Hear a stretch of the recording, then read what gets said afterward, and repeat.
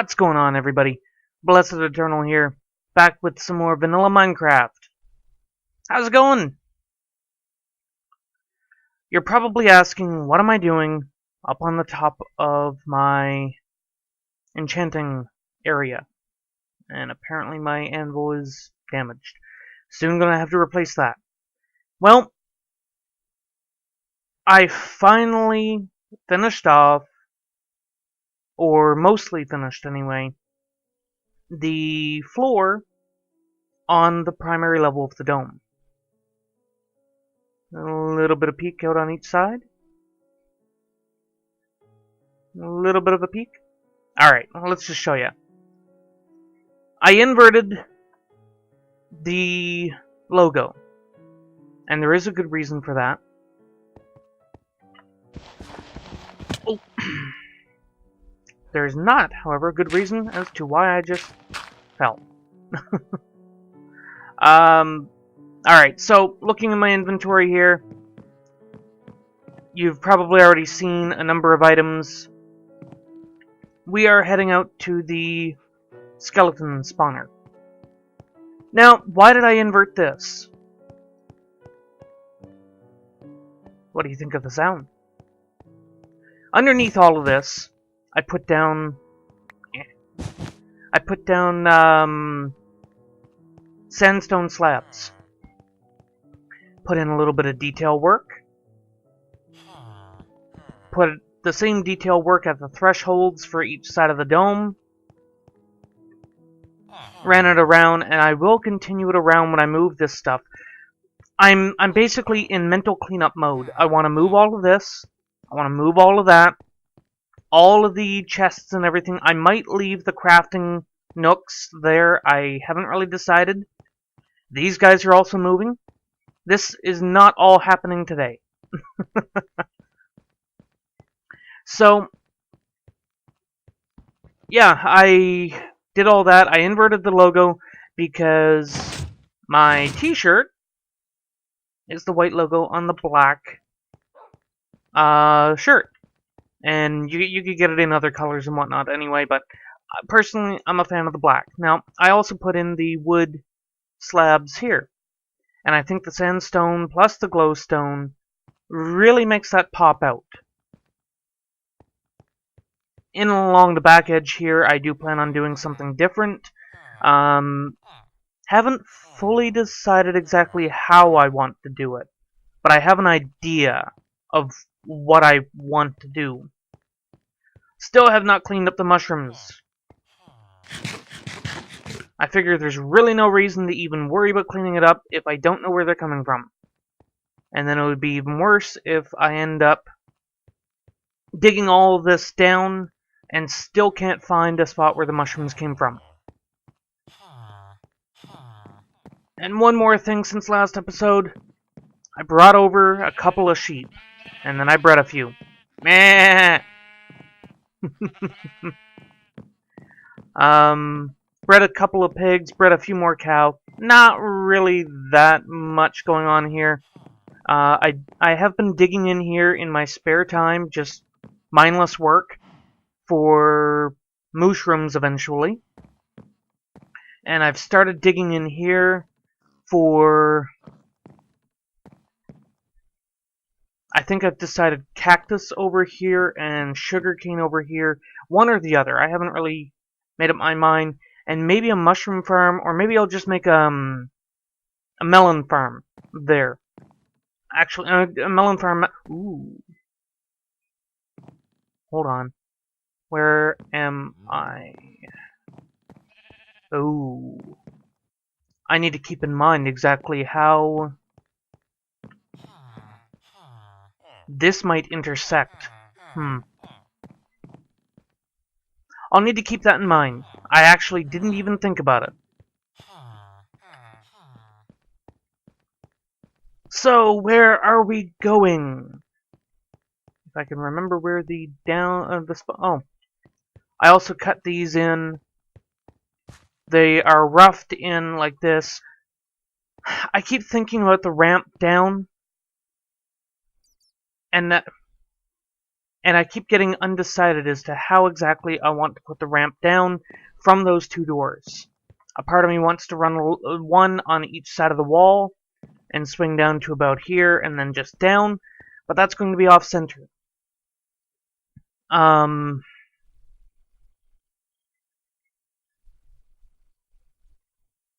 Yeah, I really can't. It's things I need to think about. So, here we go. Oh, crap. Well, I didn't intend to take you along. But you may as well store some of the crap. That'll do.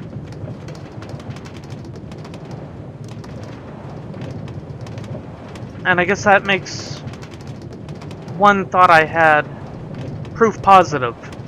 I was kind of curious on if I had one of these on the track, on if I'd just get ricocheted back, or if I'd keep going, and, well, I kept going.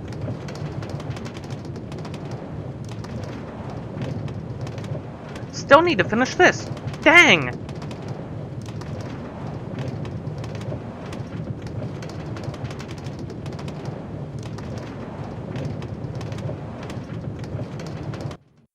Alright, so pick you up, put you over there. I know it seems cliche or normal for me to use stone bricks in a build, but let me put it point blank on this one. I mean, nobody's gonna see in here. There's absolutely no reason why you'd ever have to come inside this room. So the fact that I'm using bricks really doesn't bother me. I was racking my brain thinking, okay, hardened clay, or maybe I will do snow. And I actually had considered, oh crap. I actually had considered snow, actually. Let me move! I am using the right pick. Earlier today, when I was clearing out some of this, I ended up accidentally using... Man, I really don't like how close that lava sounds. Just let me clear out this spot. Perfect. And I'll put you back, because while I was clearing some of this out, I had a skeleton in gold armor spawn on me. Like I was saying last episode, spawners have a bit of a unique property to them that make them especially valuable when you are in a fresh world. And that is that, well, assuming that you're not aware of the property is the longer that you're at a spawner, and the longer that a spawner has been active. So, it does not absolutely require the spawner actually spawning anything. At least not unless they've changed the mechanic. But, like right now, I've been here a little while, and if you watch the particles, you'll see a little bit of a flare-up every now and then. And that's the spawner going active. That's the spawn cycle. So if it was actually dark enough in any part of this room for the spawner to spawn a skeleton, it would have done so, and we would have, well, again, we would have had a skeleton. So what does that mean? Sorry about that, guys, for the unexpected break in the recording there. The software shut off on me. So it's a good thing I've got the little frame counter record notification on my screen. Otherwise, I may not have, or, well, I would not have noticed. So, where was I? Talking about the spawn cycles, I believe. And essentially, for each of the spawn cycles that happens, for example, since we've come out here today, if I were to activate the spawner, because the spawners give you more powerful mobs the longer that you are at them, and that is, I guess you could say, a defensive mechanism for them. Basically, it's designed so that if you don't get in and light it up as quick as possible when you find a spawner, it's going to make it harder and harder and harder, and yet even more difficult for you to get in there and do so. Not only will it keep spawning mobs, but if you are within... Again, if the mechanic's the same, I seem to remember the mechanic being like this, that if you're at the outskirts of the spawners, 16 block range, then it simply goes through a standard cycle. If you're closer, like if you're right here, these things should move faster, if I remember it correctly. And before we get something. So, yeah, like if we knocked the torches off the spawner right now, we would probably get skeletons, or at least a very good chance in a skeleton in gold armor, iron armor, something like that. Maybe a stronger enchanted bow, maybe heavily enchanted leather armor. I mean, there's numerous variations to it. And that's the simplest way to explain the spawners. So when you keep that in mind,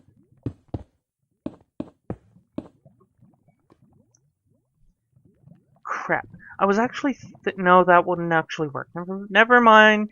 Ignore my little bit of random thought there. I was going through the possibility in my mind about attaching lights in here to be able to turn the dang thing off. And that would require redstone lamps, and require running a redstone, which is not a problem. But what would be a problem is essentially how the spawners work. Like, I've got far too much space on the ceiling here above the spawner. It does not need that much space at all in order for it to function. But I have that much space there simply because I want to fill the room, and I don't like, when I can help it, I don't like simply, you know, if I put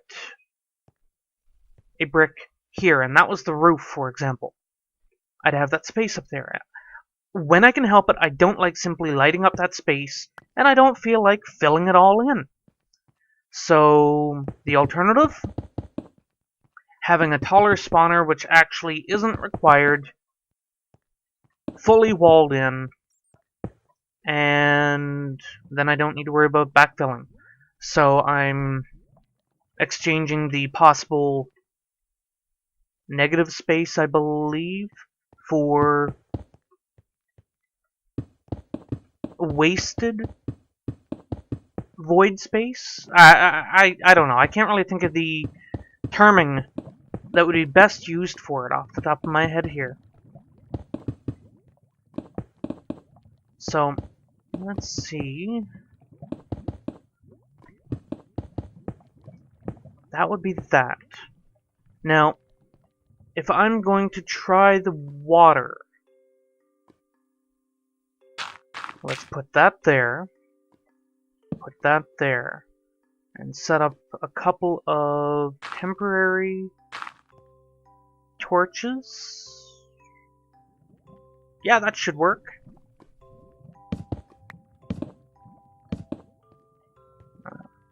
Take you out. Take you out. Alright, so...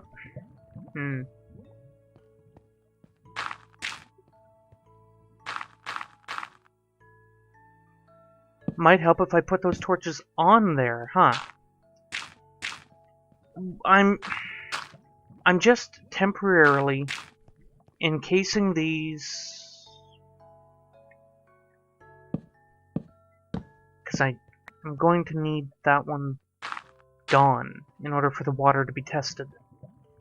So here's the thought. If I put water here, it's only going to go about 8 blocks that way. So I need to figure out how high of a lip I need to make over here.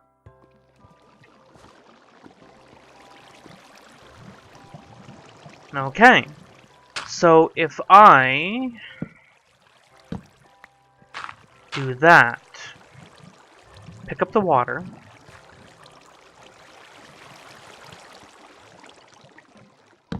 raise these torches. I guess I really... Why is there isn't...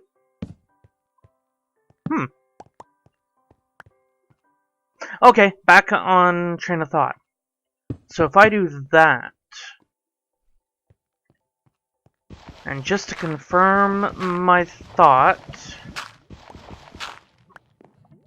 I actually need it down a little bit more.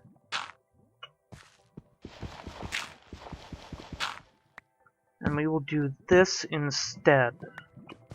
Because I need, essentially, for the water streams, I just want to have to use as little as possible to push the skeletons right off. Oh,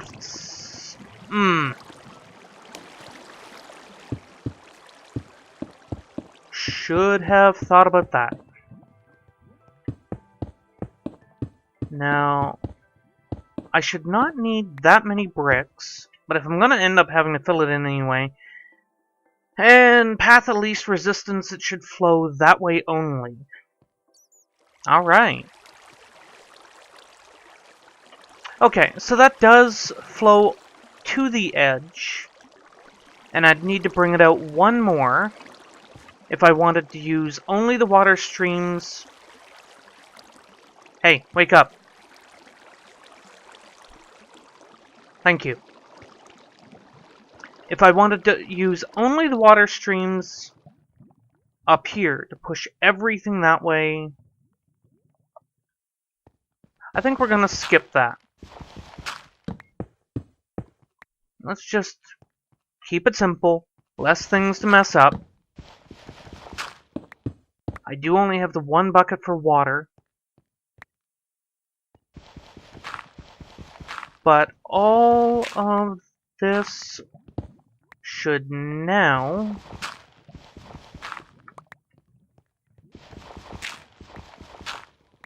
not be needed, because we know the way the water will flow. So this is as high up as it needs to be. I just need to fill in the ceiling. Now, we're starting to get up there on the time on this episode. I will probably save the second half of this for the next episode so I can show you the crusher. But let me just give you a quick rundown here. So the water pushes the skeletons off. I'm going to have all this enclosed. I'm cutting the 3 wide holes so I can make it a 1 wide tunnel. Because, you know, I'm difficult that way. So they get pushed down here, 1 higher than where we are.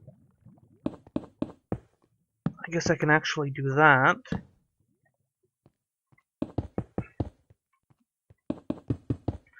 And if... No, I'm not going to make it any more complicated than it needs to be. So, the water will be here. When the skeletons all get pushed into here, what I may do because I need to find a way to narrow them in better, and narrowing right here isn't going to cut it. I may leave it this wide until we get down to, say, about here, and then have water streams in... Actually, in there might work best. I'll have to figure it out. When you're messing with water streams and the way the physics work in Minecraft for the water streams, it's not just something you can do on the fly. You have to stop and go, alright, how does this work? And if you don't, well, you're not going to have it complete. Alright, so here is the general idea. In fact, just to save bottlenecking, I should probably do that. And just raise this up one more. Because the water will be here, and they'll be jumping around. And things jumping around, even though too high works fine for it, if I put this here, it's only going to be too high. Even though the too high works for the tunnel, mobs tend to not like it, and they'll tend to get jammed up right here, and we don't want that. So if I make it 3 high, not really going to be any more of a challenge. This lava goes splashing in my face. I'll get that coal out of there and probably backfill it with cobble, seeing I have some on me. So yeah, they'll come down, and they will get pushed down this hole. And that hole will then also... I can now take this... yeah, I can take this out. That hole will push them here. And that will be... This is the spot I was thinking I could take out.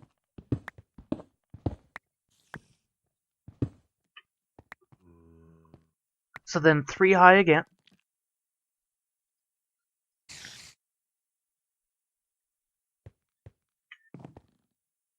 Did that not sound like he was right here?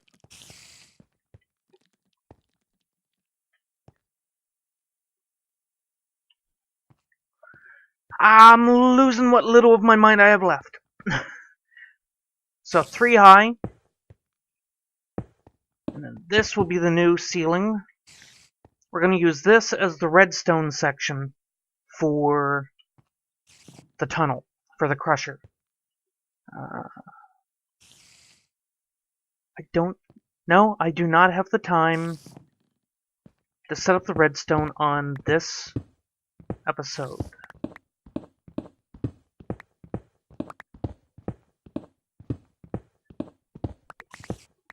So, the mobs will fall down here, get some more water, and there is a reason why I have them being pushed away from the spawner. Crap. Pushed away from the spawner before they come back toward the spawner, and that is, like, right here is the measured sweet spot for AFKing. So this is where I want the front of the spawner, or the crusher, to be, ideally. And seriously, I know I've been doing some digging here. I have not left any open spaces, and especially not above me.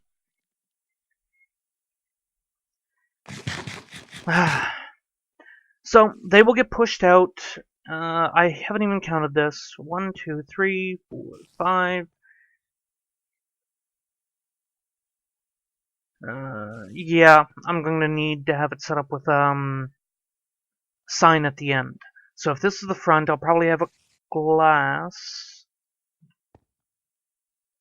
I don't like how little space that is. We will push this back a little bit if we're going to have to put a sign up anyway. Basically, they will get dropped in. Let's assume there.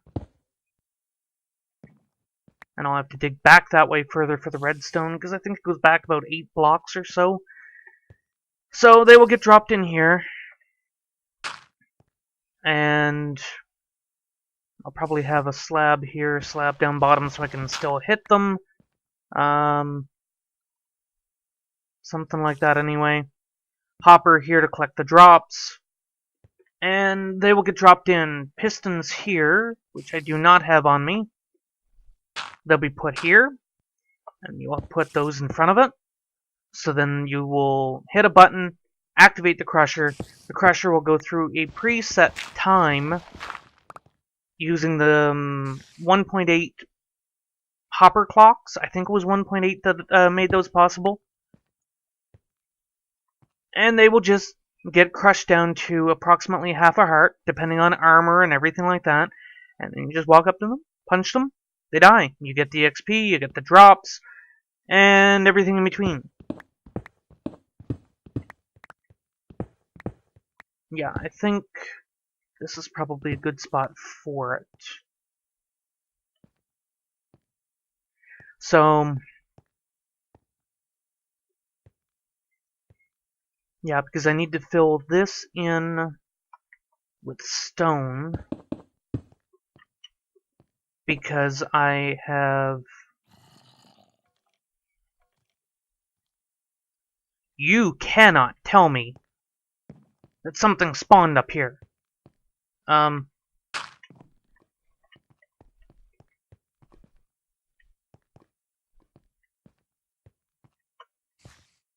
heck?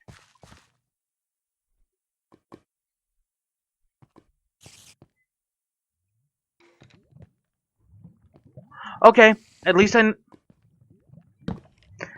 know it's not from the spawner. I was about ready to freak out because this place has plenty of light.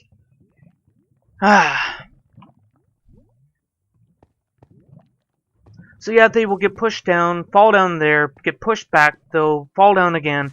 The reason for being pushed away so far is the way the spawner mechanics work. If mobs are within a certain number of blocks of the spawner, I believe it's actually the same as the spawner going active, 16 blocks, then the spawner will still read them as a child of the spawner, so to speak. And that will mean that the mobs will count toward the spawner's max spawn count. So, keep an eye on the spawner. Right here, they leave the spawner's range. So you get pushed a little bit further, more mobs can spawn. It's a way to increase the maximum number of mobs that a spawner can spawn. And I know that the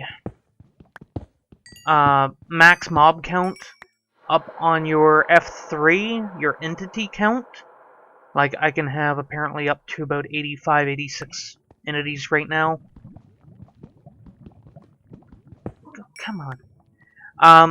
I know that the mobs should not be able to go over that. However, I want to say, and admittedly I might be wrong for saying it, but I want to say that spawners do not follow those rules.